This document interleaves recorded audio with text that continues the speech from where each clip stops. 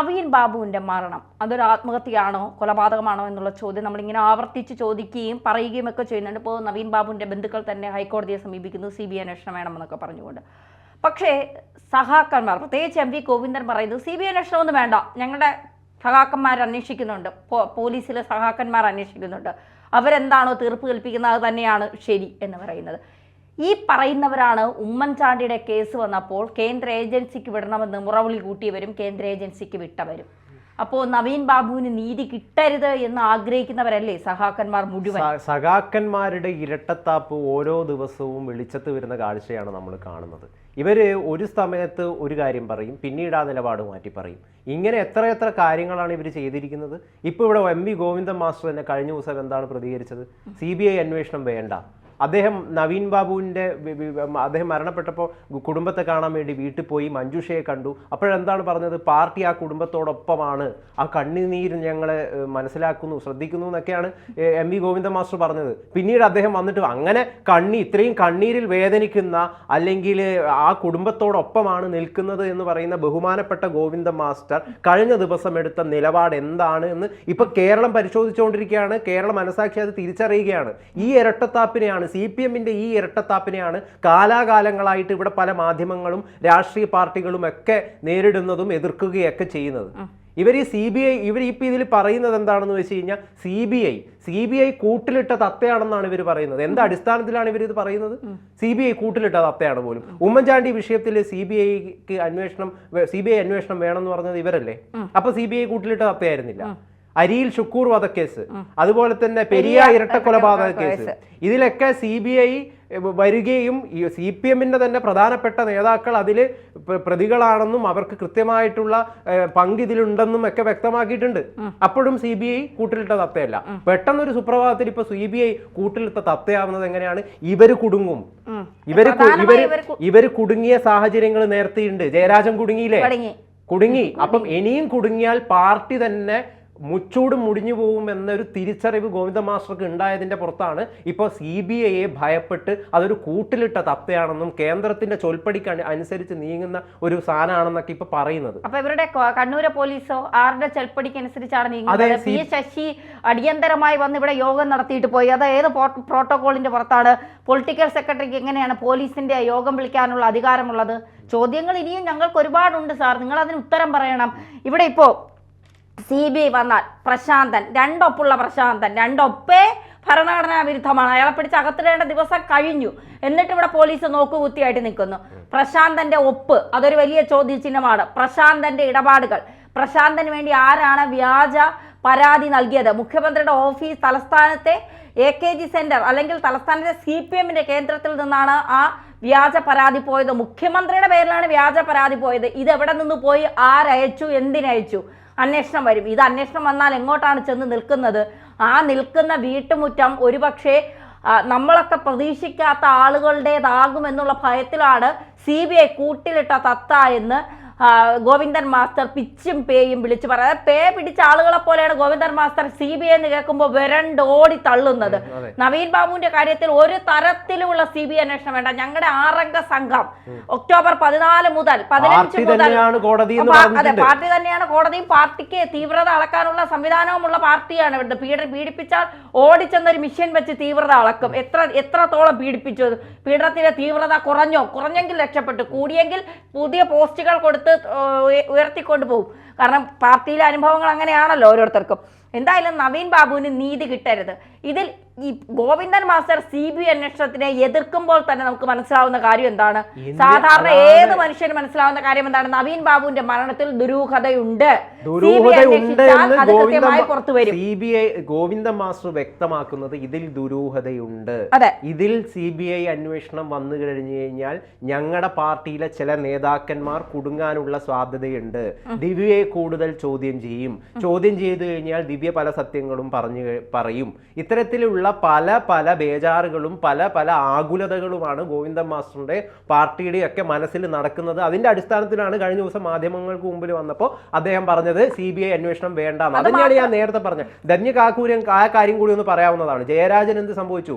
ഷുക്കൂർ വധക്കേസിൽ ജയരാജൻ ഒരു പ്രധാനപ്പെട്ട ഒരു പങ്ക് അതിലുണ്ട് എന്ന് CBI പറഞ്ഞിട്ടുണ്ട്. അപ്പൊ CBI അന്വേഷണം വേണം. ബാക്കി കാര്യങ്ങൾക്കൊക്കെ അവർക്ക് CBI അന്വേഷണം വേണം. ഇവരെ എതിർക്കുന്നവരുടെ കാര്യത്തിലൊക്കെ അവർക്ക് CBI അന്വേഷണം വേണം. പക്ഷെ മഞ്ജുഷയും 2 പെൺകുട്ടികളുടെയും കണ്ണുനീരിനെ ഇവർക്ക് CBI അന്വേഷണം വേണ്ട. കാരണം CBI അന്വേഷിച്ചാൽ ഇവരുടെ കള്ളത്തരങ്ങളൊക്കെ പുറത്തു വരും എന്നുള്ള ഭയമാണ്. മാത്രമല്ല ഇപ്പോൾ പ്രധാനമായി കുടുംബം ആരോപിക്കുന്ന മറ്റൊരു വലിയ കാര്യമുണ്ട്. അതായത് നവീൻ ബാബു കൈക്കൂലിക്കാരനാണ് എന്ന് വരുത്തി തീർക്കാനുള്ള ഒരു ശ്രമം നടത്തുന്നുണ്ട്. കാരണം കളക്ടറിലൂടെ അങ്ങനെ മൊഴി വൈരുദ്ധ്യമാണ്. അങ്ങനെ വരുത്തി തീർത്താൽ മാത്രമേ ദിവ്യയെ തിരിച്ച് പാർട്ടിയിലേക്ക് കൊണ്ടുവരാനും ദിവ്യ ഈ കേസിൽ നിന്ന് ഊരിയെടുക്കാനും സാധിക്കുള്ളൂ. അതുകൊണ്ട് ഇനിയിപ്പം നവീൻ ബാബു മരണപ്പെട്ടു, നവീൻ ബാബുവിന് എഴിച്ചു വന്ന് ഈ സംഭവം എന്താണെന്ന് വിവരിക്കാൻ കഴിയില്ല. അദ്ദേഹം എന്തൊക്കെയോ കാരണങ്ങൾ കൊണ്ട് അദ്ദേഹം ഈ ലോകത്ത് നിന്ന് വിടവാങ്ങി. ആ കാരണം എന്താണെന്ന് അറിയാനുള്ള ധാർമ്മിക അവകാശമെങ്കിലും ഭാര്യയ്ക്കും കുടുംബത്തിനും അദ്ദേഹത്തിന്റെ അച്ഛനും അമ്മയും ജീവിച്ചിരിപ്പില്ലേ, അവർക്കില്ലേ? ഈ പോലീസിൽ CPM അനുഭാവിയായ ഒരു കുടുംബമാണ്. മഞ്ജുഷയും പിന്നെ നവീൻ ബാബുവിന്റെ കുടുംബവും CPM അനുഭാവിയായ കുടുംബമാണ് പറയുന്നത്. ഞങ്ങൾക്ക് CPM കീഴിൽ ജോലി ചെയ്യുന്ന പോലീസുകാരെ വിശ്വാസമില്ല, ഞങ്ങൾക്ക് കേന്ദ്ര ഏജൻസി വരട്ടെ, CBI വരട്ടെ, CBI വന്ന് ഞങ്ങളുടെ കേസ് അന്വേഷിക്കട്ടെ, സത്യസന്ധമായ തെളിവ് ഉണ്ടാക്കട്ടെ. ഈ പാർട്ടി CPM പറയുന്ന ഈ പാർട്ടി ഇത്രയധികം ജനങ്ങൾക്ക് എന്താണ് ഒരു വിരുദ്ധരായിട്ട് തീർന്നത് എപ്പോഴായിരുന്നു? TP മരിച്ചു. TP മരിച്ചതിൽ ഇവർ തന്നെയാണ്, സഖാക്കൾ തന്നെയാണ് അതിൽ പ്രതികൾ എന്നുള്ള കാര്യങ്ങൾ പുറത്തു വന്നു. അതിനുശേഷമാണ് കുലം കുത്തി എന്ന് വിളിച്ചുകൊണ്ട് അതെ, അതിനുശേഷമാണ് ഈ പാർട്ടി ഇത്രയധികം കേരളത്തിൽ ജനങ്ങൾക്കിടയിൽ ഒരു നികൃഷ്ട പാർട്ടിയായിട്ട് ആളുകൾ കാണാൻ വേണ്ടിയിട്ട് തുടങ്ങിയത്. അതുപോലെ ഇപ്പുതാ മറ്റൊരു സംഭവം ആളുകളെ കൊല്ലാൻ കഴിയുമെന്ന് ഇവരിപ്പോ പറയുന്നത് എന്താണെന്നറിയാവോ?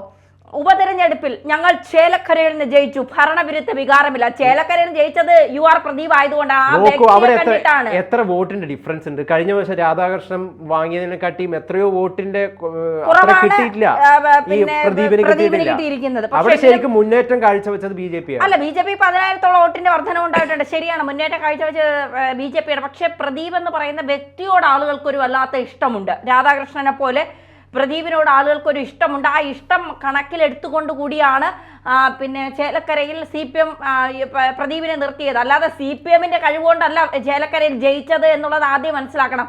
ഭരണവിരുദ്ധ വികാരം ഇവിടെ നിറഞ്ഞു നിൽപ്പുണ്ട് എന്നുള്ളത് ഒരിക്കലും നമുക്ക് മാറ്റി ചിന്തിക്കാൻ കഴിയാത്ത ഒരു കാര്യം തന്നെയാണ്. ഈ നവീൻ ബാബുവിന്റെ വിഷയത്തിൽ കൂടി CBI അന്വേഷണം വേണ്ട എന്ന് ഈ സർക്കാർ തീരുമാനിച്ചാൽ തീർച്ചയായിട്ടും ആളുകൾ പാർട്ടിക്കെതിരെ തിരിയും, പാർട്ടി സഹാക്കന്മാർക്കെതിരെ തിരിയും.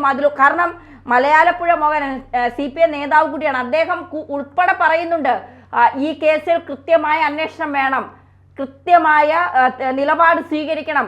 നോക്കൂ, പാർട്ടിക്കകത്ത് നിന്ന് തന്നെ വിരുദ്ധമായിട്ടുള്ള അഭിപ്രായങ്ങൾ ഈ വിഷയത്തിൽ വന്നില്ലേ നവീൻ ബാബുവിന്റെ? അതെ, ചില സഹാക്കള് ദിവ്യയെ സംരക്ഷിക്കുമ്പോൾ ചില സഹാക്കള് ദിവ്യ ചെയ്തത് മഹാ തെറ്റാണെന്ന് പറയുന്നു. ഈ ഉദയഭാനുവിനെ പോലുള്ള ജില്ലാ പ്രസിഡന്റുമാര്, ചില ജില്ലാ സെക്രട്ടറിമാര് ശക്തമായിട്ട് രംഗത്ത് വന്നിട്ടുണ്ടായിരുന്നില്ലേ? ദിവ്യ ചെയ്ത് മഹാ അപരാധമായി പോയി എന്ന് പറഞ്ഞിട്ട് മറ്റു ചില ആളുകൾ ന്യായീകരിക്കുന്നു. അപ്പൊ പാർട്ടിക്കുള്ളിൽ തന്നെ വലിയ രീതിയിലുള്ള ഒരു വിഭാഗീയത ഇവരുടെ ഈ മോൾത്തട്ടിൽ നിന്നുള്ള നേതാക്കന്മാരുടെ തെറ്റായ നയങ്ങളും തെറ്റായ സമീപനത്തിന്റെയും പുറത്ത് താഴെത്തട്ടിലുള്ള അണികൾക്കിടയിൽ വല്ലാത്ത പ്രശ്നങ്ങൾ ഉണ്ടാകുന്നുണ്ട്. അത് ഈ പാർട്ടിയെ കുറച്ചും കൂടി കഴിഞ്ഞ് കഴിഞ്ഞാൽ വലിയൊരു ഭൂകമ്പത്തിലേക്കും പൊട്ടിത്തെറിയിലേക്കും നയിക്കുകയാണ് ചെയ്യുക. ആ പൊട്ടിത്തെറിയിലൂടെ ഈ പൊട്ടിത്തെറിക്കുന്ന നേതാക്കളെല്ലാം പല പാർട്ടികളിലേക്കായിട്ട് ചേക്കേറാൻ വേണ്ടി പോവുകയാണ്. അങ്ങനെ CPM എന്ന് പറയുന്ന ഒരു പാർട്ടി കേരളത്തിൽ നിന്ന് നിഷ്പ്രഭമായി തീരാവുന്ന എല്ലാ പണികളും ഇവർ തന്നെ എടുത്തു വെക്കുന്നത്, മറ്റാരും ചെയ്യണ്ട. ഇവർ തന്നെ ആ പണിക്ക് നിഷ്പ്രഭമാക്കാൻ വേണ്ടിയിട്ടുള്ള എല്ലാ കാര്യങ്ങളും ഞങ്ങൾ ഇട്ടുതരുന്നു, ഞങ്ങളെ നിഷ്പ്രഭമാക്കൂ എന്ന് പറഞ്ഞുകൊണ്ടിരിക്കുകയാണ്.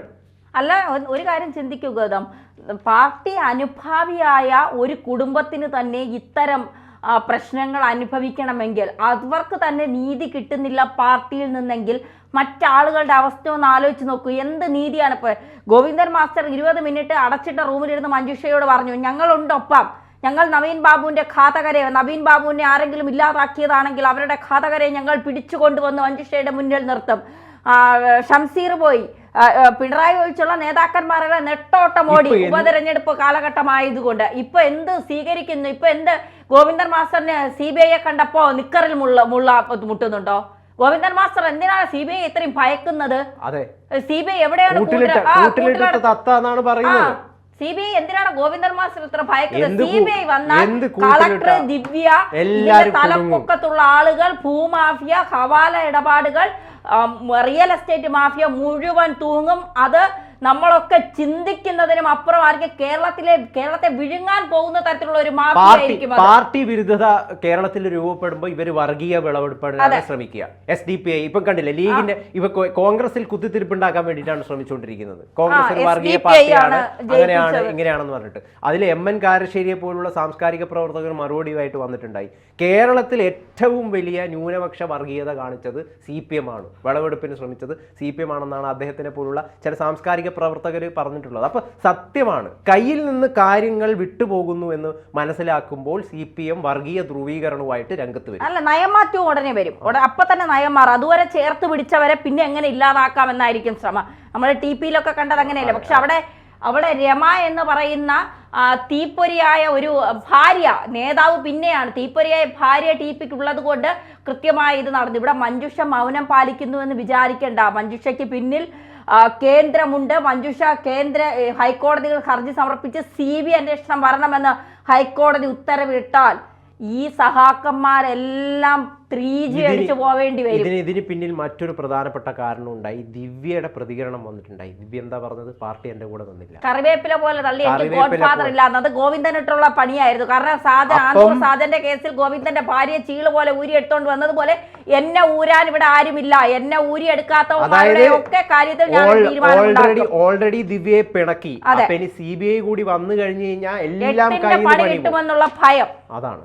എന്തായാലും കാത്തിരുന്ന് കാണാം.